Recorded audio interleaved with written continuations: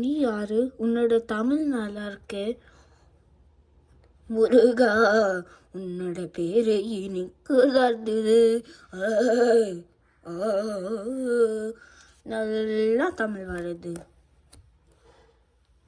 நீ ஒரு நல்லா பெரிய முருகன் பக்தராகே. ஆமாம், நான் முருகன் பக்தர் தான்.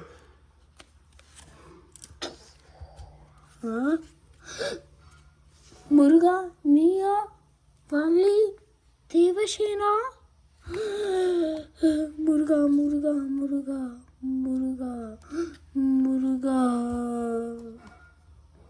முருகா முருகா முருகா முருகா, நீதான் என்னோட இஷ்டம், இதயம், தேவா.